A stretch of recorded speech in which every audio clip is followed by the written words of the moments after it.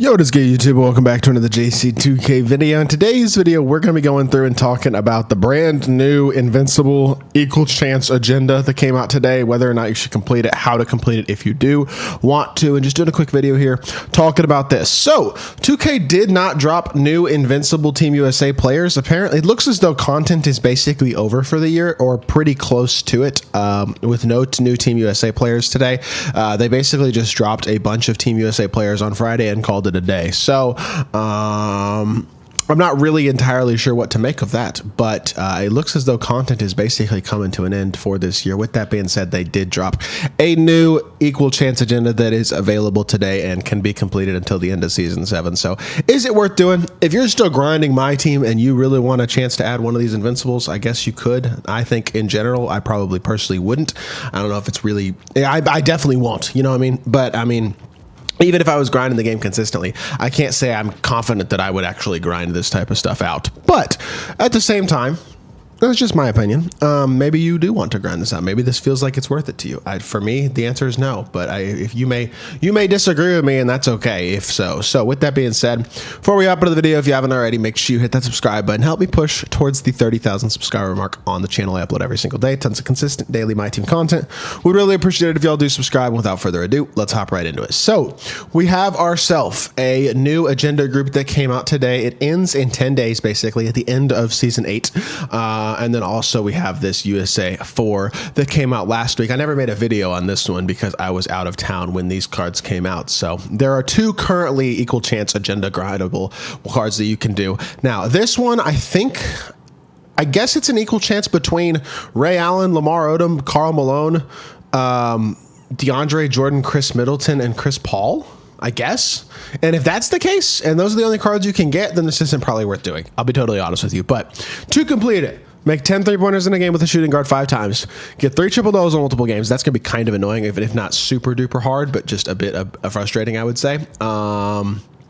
And then win 2 multiplayer games in a row. That's easy as crap. We get 27 rebounds with Clippers players on multiple multiplayer games. That's not quite as easy. I mean, it's easy. It's just going to be time consuming a little bit. Not really. 27 rebounds is probably something you'll get in 1 or 2 unlimited games or a few games of whatever mode you're playing. Score 51 points with Bucks players over multiple multiplayer games. I mean, cool, I guess. Have fun with that. And then 21 assists with a Pelicans player in a game. I mean, there's multiple multiplayer agendas here, which is kind of annoying, I think, to some people. But as a whole, I wouldn't say they're particularly hard. The triple doubles are going to be a little time consuming. 10 three-pointers in the game 5 times. That's going to be a little bit time consuming as well, just because that's like 30 points. You can complete that in a post-scoring challenge or something like that pretty easily, but it's definitely still going to be kind of annoying, I would say. I don't know. It is what it is, man. It's not particularly... This is not an exciting agenda group, and the players themselves are not particularly exciting players. So, I don't know. Just me, I have a hard time particularly getting very excited about this. It doesn't seem too great to me. I don't know if I would actually recommend grinding this, but it is here to grind if you want to. Now, if the only players you can get are Ray Allen, Lamar Odom, Karl Malone, DeAndre Jordan, Chris Middleton, and Chris Paul, that's not really a particularly good set of cards. So that's the main reason I would say it's not worth grinding. Now, last week's, which I never talked about, is actually pretty darn good. D-Rob's a dog. Sean Marion's a dog. Allen Houston's pretty darn good himself. Christian Laettner got a change jumper, so he's elite. Kyle Lowry is small. Not great. Dan Marley looks pretty good as well, though. So 9 three-pointers and 90% from 3 or better with a Heat player in a game is actually kind of a difficult challenge, because that means you have to go 9 of 10 from the three-point line. Now, on very low difficulty, I still don't think that's going to be particularly hard, but you can't afford to take bad shots. So that's kind of interesting. That one's a little bit time consuming, a little bit challenging maybe. Win a game using 13 Raptors players, super simple. Get 19 rebounds with Timberwolves players over multiple multiplayer games, also simple. 53 points with Knicks players over multiple multiplayer games, still not hard. 8 steals with Suns players over multiple games, that's going to be an offline agenda in all likelihood, but again, 8 steals is not very many, so that's not super bad. And then 7 rebounds with a Spurs player 7 times. It's going to be a little time consuming, but not too bad. I will say, if you were going to grind any of these equal chance agendas that are available right now, it would be this one. I would not grind the one that came out today.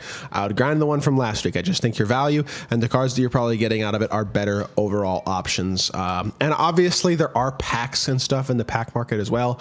Please do not open these packs. I don't even see, you know what? I don't even see anymore. Never mind. Here they are. Invincible Deluxe Pack, which guarantees an Invincible 49,000 VC, and an Invincible Option Pack for 79,000 VC. This is not worth $20 or, I mean, slightly over 10, slightly over 20, basically, I think is how much VC these cost. Is this worth $15, $20 for these packs at this point in the year? Absolutely not. Do not waste your time. Do not waste your money. It's just not worth spending money on this game. Even the option pack, there's so many mediocre ones. I mean, if I scroll through here, Steph, Lamar's not great. Anthony Edwards isn't great at all. Allen Iverson, Kyrie, Chris Mullin, Kevin Love, Joel Embiid, Devin Booker, Amari Stoudemire, Michael Redd, Jason Kidd, Drew Holiday, Stephon Marbury, Tyrese Halliburton, Darren Williams, Magic, kind of, because his jumper stinks. Kyle Lowry, I don't know how good that Dan Marley is. Ray Allen, Karl Malone, DeAndre Jordan, Chris Middleton, Chris Paul, Zach LaVine. Like, there's a ton of guys here who are just not super duper desirable cards. Russell Westbrook, like half of the cards that are available out of this Team USA set are not all that good. So you're basically, it's random. So you're kind of, again, probably going to, you may get 5 mediocre cards, and like you may think you're guaranteeing yourself a good card getting the option pack. But if you're spending money on this game with the game literally ending, I mean, we have no more content basically. I'm not even sure if we're going to get a Friday drop. The My Team playbook on Thursday is the last playbook of the year, so I assume there will be some sort of Friday drop. But this is it for content for this year. Don't spend any more money on this game. Just like, if you don't have a good enough team at this point, then you probably haven't been grinding the game recently. Like me, I would say my team's quite good enough to dominate online at this point, but I think it's good enough-ish. Like if I had a couple more player market players, if I had Sean Bradley and Manute, I would be chilling. Like, there's enough good player market players at this point in the year and enough good free cards that if you've been grinding the game, you should have a super solid team that can carry you throughout the rest of the year if you're still trying to play my team. There's just no reason whatsoever to fund this company financially or anything like that. And I don't even think the grindable stuff is all that good. Like these cards are just not exciting. You know what I mean? I'm sorry. Chris Paul doesn't get anybody excited for today. DeAndre Jordan has a terrible release. Ray Allen's not awful, I don't think, but not insane. Chris Middleton not kind of a mediocre jumper himself. Karl Malone's jumper's not great, not to mention he is not a very popular guy in my mind for other reasons. And then Lamar Odom, he's good 6'10" small forward, but I think Joe Smith is better, and Joe Smith is viable from the player market. So I don't know. At the end of the day, these are just my thoughts. Just wanted to share my thoughts with y'all, though, and I hope y'all did enjoy the video. So if you did, make sure you hit that like button, leave a comment, and subscribe. I'll be back with more 2K content very, very soon, and I appreciate y'all. Peace.